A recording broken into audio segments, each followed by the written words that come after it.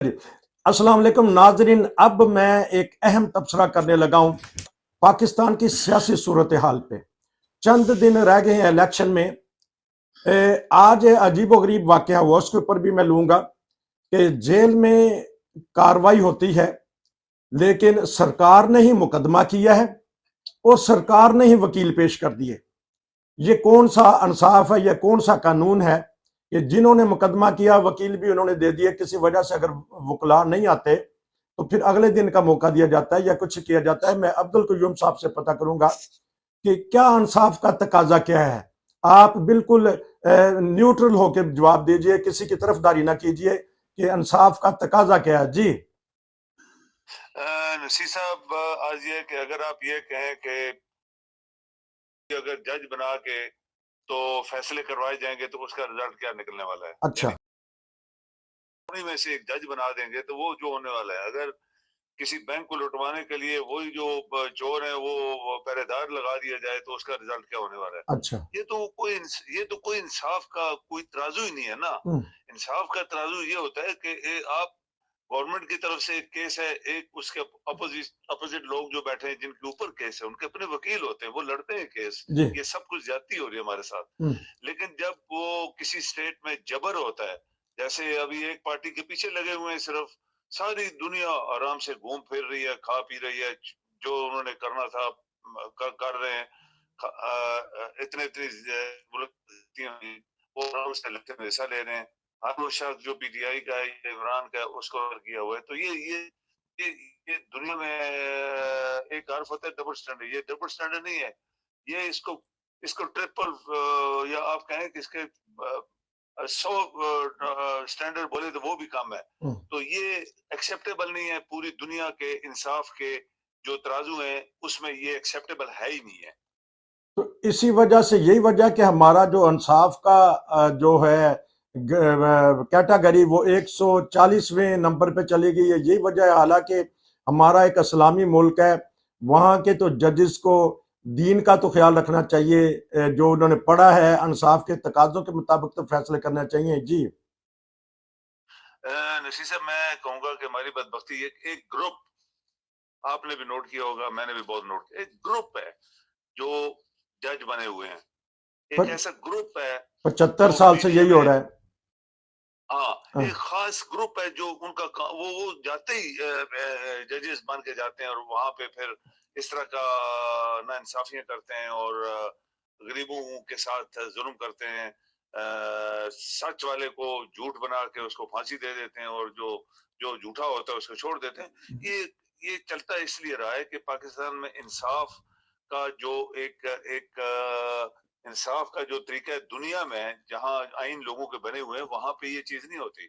وہاں پہ اس کو ایسا انصاف کیا جاتا ہے کہ دنیا جب پڑھتی ہے، سنتی ہے، دیکھتی ہے تو کہتے ہیں واقعی پہ انصاف ہوا ہے، چاہے کسی کے ساتھ بھی ہو۔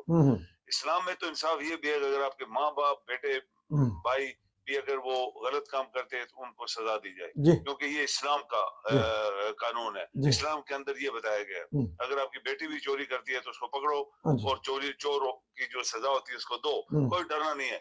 یہ اسلام تو پاکستان میں دیکھیں جو کچھ بھی ہو رہا ہے آج تک، اس کی وجہ یہ ہے کہ پاکستان میں آئین غلط بنے اور پھر آئین کو مانا نہیں گیا، پھر آپ کے ججز انصاف نہیں کر پائے۔ تو یہ بتائیے گا کہ دوست کہتے ہیں کہ قیوم صاحب آ کے گرجتے ہیں برستے ہیں، حل نہیں کوئی بتاتا پاکستان کس طرح صحیح لائن پہ چلے اور وہ اپنی منزل مقصود تک پہنچ جائے؟ نصیر صاحب، ایک ہی بات ہے، آپ جب تک پاکستان میں پاکستانیوں کو اچھا اس کو مذہب سے ہٹا دیں، ٹھیک ہے، اس میں مذہب کو کوئی تعلق نہیں ہے، یہ ایک سٹیٹ ہے، ایک ملک کے حالات ہیں، ایک حکومت ہے، اس میں مذہب نہیں ہوتا، اس میں پاکستانی جتنے قابل لوگ وہاں پہ بیٹھے ہیں، چاہے وہ کوئی بھی ہے، ان لوگوں کو میرٹ کے اوپر الیکٹ کریں، سلیکٹ کریں، ان کو پوسٹیں دیں، ان کو نوکریاں دیں تاکہ پاکستان چلے۔ اب دیکھیں نا، نالائق ترین لوگ یا بددیانت لوگ یا کرپٹ لوگ یا اس طرح کے لوگ اگر آپ بھرتی کریں گے تو وہ تو وہی کام کریں گے جو جس کی وجہ سے وہ آئے ہیں اور ان کو آتا جائے۔ آپ دیکھیں نا پارلیمنٹ میں، آپ دیکھیں کہ یہ جو سینیٹر جو بنے ہوئے ہیں جو ممبر آف پارلیمنٹ ہیں ان کے اندر کیا اتنی قابلیت ہے کہ ایک سٹیٹ کو چلائیں؟ میں نہیں مانتا شروع سے. وہ سب نالائق لوگ ہیں, سب سفارشی ہیں, وہ سب رشوت دے کے یہاں تک پہنچے ہیں, اور سینیٹر بھی وہاں پہ بیٹھے ہوئے ہیں اسی طرح کے نالائق ترین. آپ کو پتہ ہے کیسے کیسے لوگ سینیٹر بنے ہیں وہاں جا کے. دنیا میں ایسا نہیں ہوتا. آپ امریکہ کے الیکشنوں کے لیے دیکھیں, وہاں پہ کمپٹیشن ہو رہا ہے, تو امریکہ میں یہ ہوتا ہے کہ تمام گورنرز امریکہ کے 56 یا 57 سٹیٹس ہیں جو بھی ہیں یا 52 ہیں, ان کے جتنے گورنرز ہوتے ہیں نشید صاحب, وہ حصہ لیتے ہیں صدر بننے کے لیے. وہ اپنے آپ کو ایلیجیبل سمجھتے ہیں کہ میں صدر لڑنے کے لیے میں آؤں گا آگے, اور پھر وہ پارٹیز جن کے وہ گورنر ہوتے ہیں وہ ان کو سپورٹ کرتی ہے. 1 2 3 4 ہٹتے جاتے ہیں, اینڈ کے اوپر ایک بندہ پھر رہ جاتا ہے جیسے ٹرمپ ہے یا دوسری طرف کوئی ہے. تو وہاں پہ یہ ہوتا ہے, وہ نالائق لوگ نہیں ہوتے. پارلیمنٹ میں بڑے قابل لوگ جاتے ہیں, بہت پڑھے لکھے لوگ جاتے ہیں.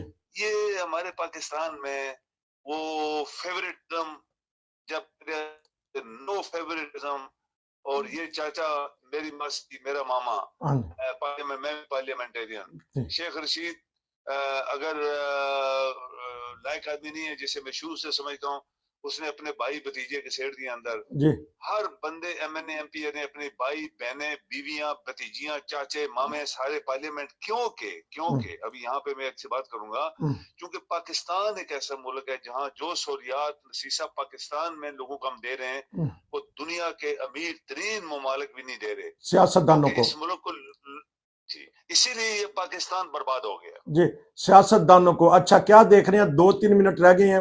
دو پارٹیاں مقابلے پہ, وہ کہتی ہے کہ ہمارا صرف مقابلہ شیر سے ہے, اور شیر کا کہتا ہے تیر سے ہے. تحریک انصاف کو کسی کھاتے میں نہیں گن رہے. کیا دیکھ رہے ہیں؟ بس ایسے ہی ہے نا. آپ جب ان کو ایک کہتے ہیں وہ ایک لائن پہ لگائیں گے, لیکن لوگوں کو پتہ نہیں ہے کہ تیسری طاقت بھی ہے جو کچھ بھی کر سکتی ہے یا کچھ بھی ہو سکتا ہے. اور جتنے صحیح دیانتدار, جس کو کہتے ہیں دیانتدار لوگ تبصرے کر رہے ہیں, یا وہ سوچ رہے ہیں, یا اپنی رائے دے رہے ہیں, یا وہ تبصرہ کر رہے ہیں, یا آپ کہیں کہ انالائز کر رہے ہیں, وہ سبھی یہ کہتے ہیں کہ عمران کی پارٹی, چاہے وہ آپ کہیں کہ ایک علیحدہ ہو کہ سنگل آدمی لڑ رہا ہے وہاں پہ, ان کو کوئی نشان نہیں دیا گیا, لیکن عمران کی پارٹی جیت جائے گی. صنم جاوید کو اجازت ملی لیکن ایک اور مقدمہ کر دیا. کیا دیکھ رہے ہیں, مریم نواز کے مقابلے پہ صنم جاوید مار جائیں گی؟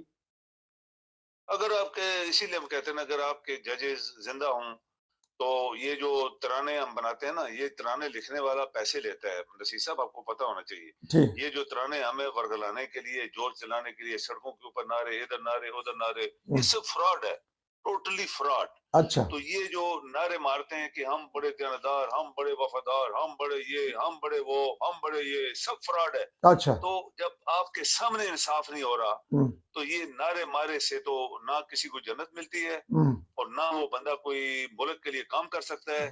یہ صرف ٹکوسلے ہیں جو فیل سٹیٹ ہوتی ہیں, ان کے اندر کام یہ اس طرح کے کام چلتے ہیں. میں آپ کو بتاؤں نصیر صاحب, آپ دیکھیں آپ کا پاکستانی پاسپورٹ دنیا میں ہم لوگ 220 ملک گنتے ہیں, فار ایگزامپل, اس میں پاکستانی پاسپورٹ نیچے سے یعنی اینڈ کے اوپر چوتھے نمبر پہ ہے. اس کے نیچے کیا 3 ملک ہیں. یہاں سے آپ اپنے ملک کی کارکردگی آپ دیکھیں, اس کے نیچے افغانستان, صومالیہ, اور اس کے نیچے سوڈان جو ہے, اور ایک ملک ہے یمن. آپ یہاں دیکھیں کہ ہمارے ملک کی دنیا میں کیا قدر ہے. جو نعرے مارتے ہیں ہم بڑے وفادار ہیں, ہم یہ ہیں, او فراڈ, سب فراڈ. یہ شروع سے فراڈ چل رہا ہے, تبھی ہماری یہ پوزیشن ہے.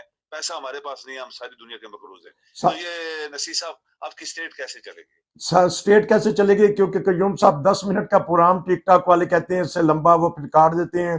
تو میں آپ سے اب تبصرے لیتا رہا کروں گا, اور جو خبریں ہیں اس کے اوپر یقیناً آپ کا بھرپور تبصرہ ہوتا ہے. آپ کا بہت بہت شکریہ جی.